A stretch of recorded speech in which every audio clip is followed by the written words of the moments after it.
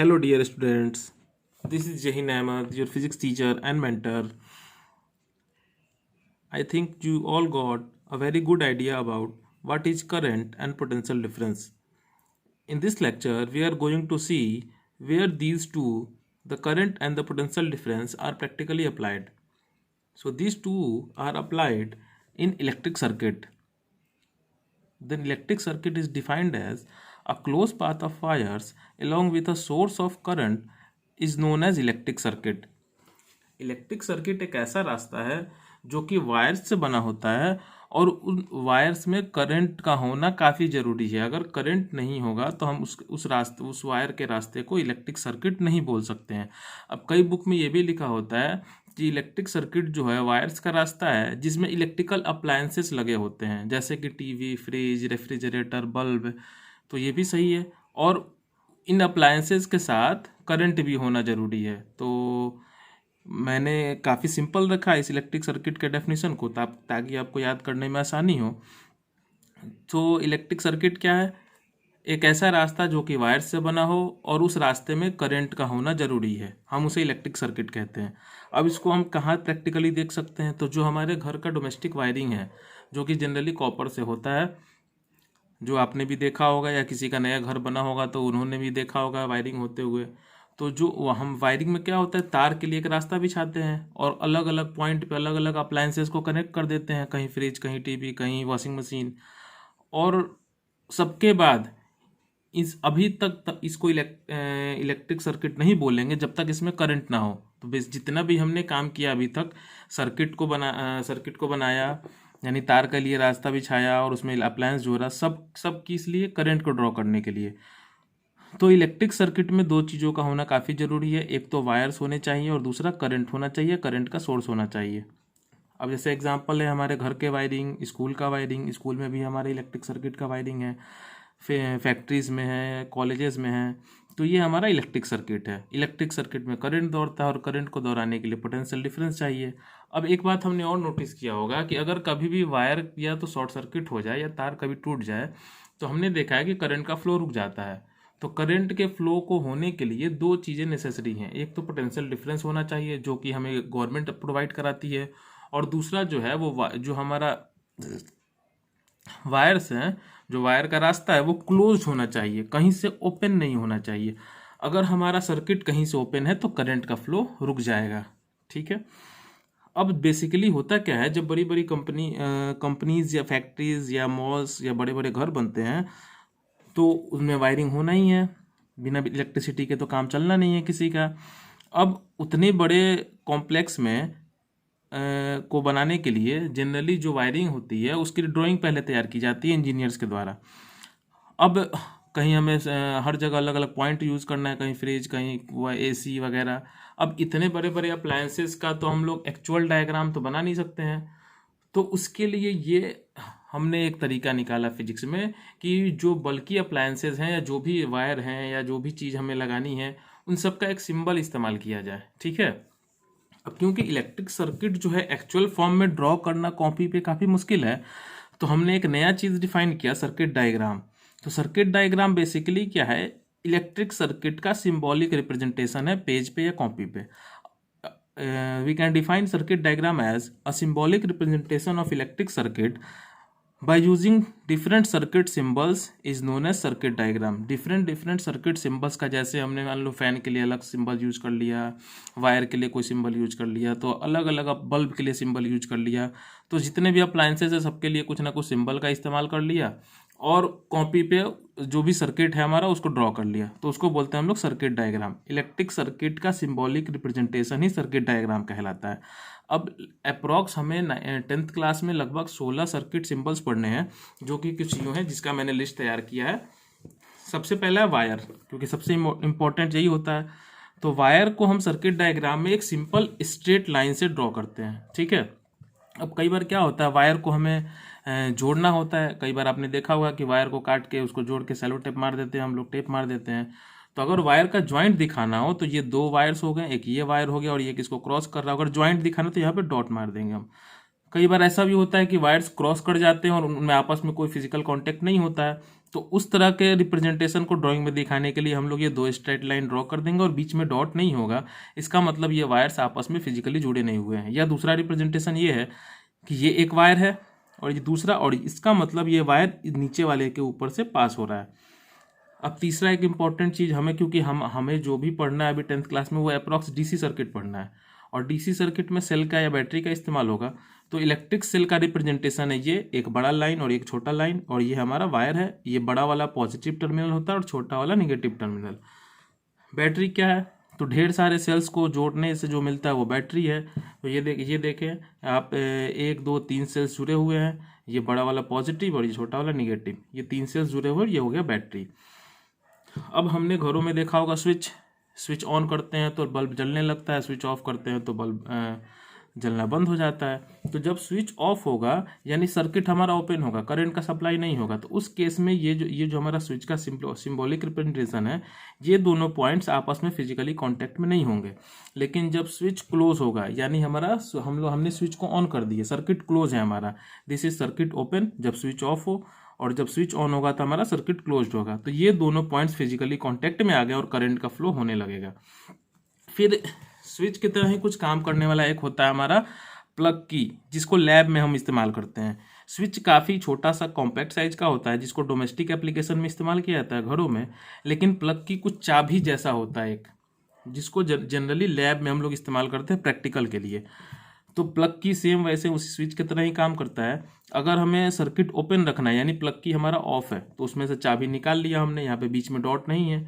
लेकिन अगर हमें सर्किट को क्लोज रखना है यानी करंट को प्रोवाइड कराना है यानी प्लग की ऑन करना होगा, तो यहाँ पे बीच में इसका चाबी लगा दिया यानी करंट फ्लो हो रहा है। बल्ब का सिंबॉलिक रिप्रेजेंटेशन ये है। ये रसिस्टर है, ये रसिस्टर के बारे में हम लोग आगे पढ़ेंगे कि रसिस्टर होता क्या है। ये एक रियोस्टेट डिवाइस है, इसके बारे में भी आगे हम जानेंगे कि रियोस्टेट क्या, उसका सिंबॉलिक रिप्रेजेंटेशन है ये जिगजैग लाइन, उस पर एरो बना दो। ठीक है, ये टोटल 12 हो गए। बाकी के और ये भी काफ़ी इंपॉर्टेंट है। तेरा गैल्वेनोमीटर ये जी लिख के गोल कर दें, और ये वायर से जुड़ा हुआ है। एमीटर है, ए लिखा गोल कर दिया, इधर प्लस इधर माइनस। वोल्ट मीटर वी लिखा गोल कर दिया, प्लस और माइनस। और ये हमारा फ्यूज जो कि एक सेफ्टी डिवाइस है, ये हो गया। अब सर्किट डायग्राम हमने पढ़ लिया, तो बेशक बच्चों के मन में ख्याल आता होगा कि सर सर्किट डायग्राम ड्रॉ कैसे करेंगे, आखिर होता कैसा है।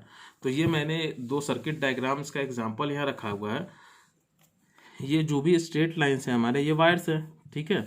अब यहाँ पे 3 सेल का एक बैटरी लगा हुआ है इस सर्किट में। ये इलेक्ट्रिक सर्किट का सिंबॉलिक रिप्रेजेंटेशन है। ये सर्किट डायग्राम है एक।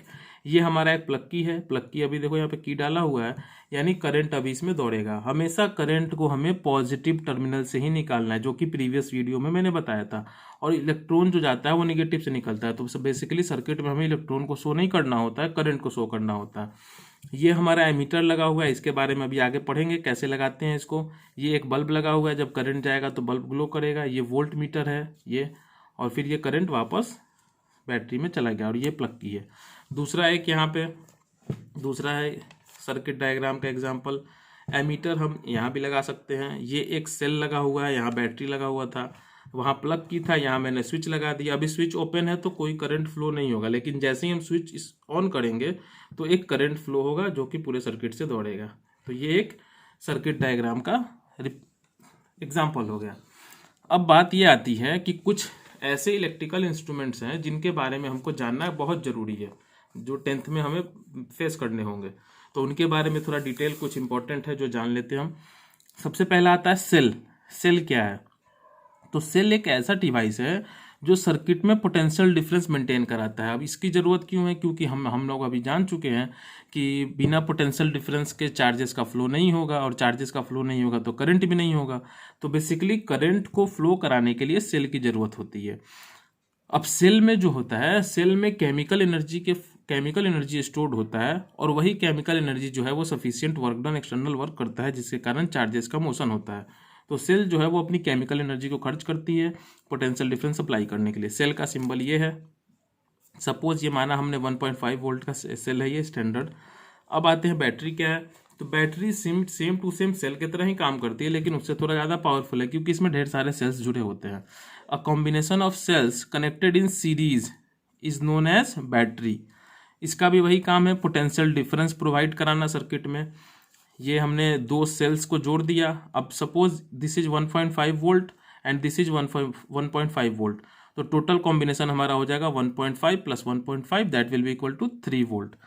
अब यहाँ पे एक टर्म आया हमारा सीरीज क्या होता है, ये काफ़ी आगे हमें पाला पड़ने वाला है, तो सीरीज को समझते हैं। सपोज आप लोग 4 फ्रेंड हो और चारों फ्रेंड ऐसे आजू अगल बगल खड़े हुए हैं, ठीक है, और पहले वाले ने दूसरे का हाथ पकड़ा, फिर ये दो का हाथ जुड़ा हुआ है, फिर दूसरे वाले का एक हाथ तीसरे वाले से जुड़ा है, फिर तीसरे वाले का एक हाथ चौथे से जुड़ा है। तो ये जो एक चेन बना, हमने जो चेन बनाया इसी को बोलते हैं ये सीरीज है। यहाँ भी देखो निगेटिव से पॉजिटिव जुड़ा हुआ है, फिर ये निगेटिव, फिर ये निगेटिव, अगर आगे कोई दूसरा सेल होगा तो उसके पॉजिटिव से जुड़ा होगा, तो हम बोलते हैं ये सीरीज में है, ये सीरीज है। अब तीसरा हमारा इलेक्ट्रिकल इंस्ट्रूमेंट है गैल्वेनोमीटर। ये क्या होता है, ये काफ़ी इंपॉर्टेंट है ये भी।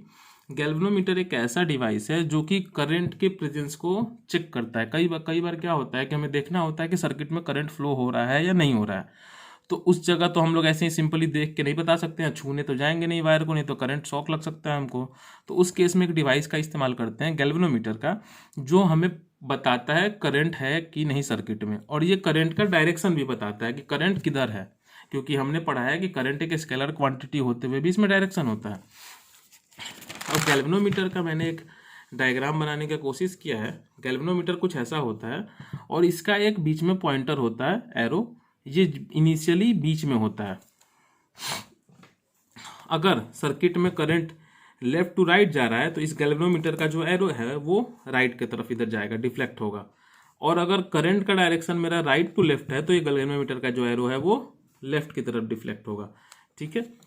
अब ये एरो तभी डिफ्लेक्ट होगा जब सर्किट में करंट हो। विदाउट करंट इस एरो का डिफ्लेक्शन नहीं होगा, ये जहां है वहीं रहेगा, तो हमें पता चल जाएगा कि सर्किट में करंट है कि नहीं है। जैसे ही गैल्वेनोमीटर का डिफ्लेक्शन होगा हम समझ जाएंगे कि यहाँ सर्किट में करंट है। अब सीरीज मैंने तो बता दिया, इस गैल्वेनोमीटर को हमेशा सर्किट में सीरीज में ही जोड़ते हैं, ठीक है। अब आता है चौथा और बहुत ही इंपॉर्टेंट, एमीटर। एमीटर क्या है? अब जो गैल्वेनोमीटर मैंने बताया वो तो बस करंट के प्रेजेंस को बताता है, करंट के वैल्यू को मेजर करके नहीं बता सकता। तो एक और डिवाइस हमने बनाया जिसको बोलते हैं एमीटर। एमीटर एक ऐसा डिवाइस है जो करंट के वैल्यू को मेजर करके बता सकता है। अब ये एमीटर भी हम सीरीज में ही लगाते हैं, जैसे गैल्वेनोमीटर को सीरीज में लगाते हैं वैसे ही एमीटर को भी सीरीज में लगाएंगे। और एमीटर में करंट के वैल्यू को एक्यूरेटली मेजर करने के लिए काफ़ी, मतलब 10 का पावर 6 या 10 का पावर 8 के -10 का पावर -6 या 10 का पावर -8 के अराउंड हम रेसिस्टेंस का इस्तेमाल करते हैं। अब रेसिस्टेंस क्या है ये हम आगे ओम्स लॉ जब पढ़ेंगे तो वहाँ क्लियर होगा। यहाँ पे बस यही समझना है हमको कि एमीटर जो है वो करंट के वैल्यू को मेजर करता है। ये सीरीज में हमेशा जोड़ेंगे सर्किट में, जैसे ये सीरीज यहाँ पे ये अगल बगल दोनों जुड़े हुए हैं, ये हमारा सीरीज है, ये एक एमीटर है और ये बल्ब से सीरीज में जुड़ा हुआ है, ठीक है। एमीटर में एक रेजिस्टेंस इस्तेमाल होता है जिसका वैल्यू काफ़ी लो होता है। अब उसके वैल्यू को लो इसलिए रखते हैं ताकि वो करंट के वैल्यू को जो मेज़र करना है वो काफ़ी एक्यूरेटली बता पाए। इस रेजिस्टेंस का वैल्यू जितना कम होगा करंट का वैल्यू उतना ही एक्यूरेट मेजरमेंट होगा। अब एमीटर भी कुछ ऐसा ही होता है, ये गोल सा, बस इसमें एरो, गैल्वेनोमीटर में एरो नहीं, एरो था लेकिन ये स्केल नहीं बना हुआ था। इसमें बीच में there will be a scale which will be graduated in units. अब जैसे ही करंट जाएगा इसमें तो ये जो एरो इनिशियल, जो गैल्वेनोमीटर का एरो क्या था बीच में, इसका एरो साइड में होता है जीरो पे, दिस इज द 0 पॉइंट। अब सर्किट में करंट जितना ज़्यादा होगा इस एरो का डिफ्लेक्शन 0 पॉइंट से उतना ज़्यादा होगा। अगर 1 है तो यहाँ, 2 है तो यहाँ, 3 है तो यहाँ, 4 है तो यहाँ, जितना ज़्यादा करंट उतना ज़्यादा डिफ्लेक्शन। और एमीटर को जोड़ने से एक चीज़ हम ध्यान में रखते हैं कि ये हमेशा एमीटर का प्लस बैटरी के प्लस से जुड़ा हो और एमीटर का माइनस बैटरी के माइनस की तरफ जुड़ा हो। पांचवा हमारा है वोल्ट मीटर। वोल्ट मीटर एक ऐसा, ये भी एक मेजरिंग डिवाइस है। एमीटर भी हमारा एक मेजरिंग डिवाइस था और वोल्ट मीटर भी, ये दोनों मेजरिंग डिवाइस है, बाकी कोई मेजरिंग डिवाइसेस नहीं थे।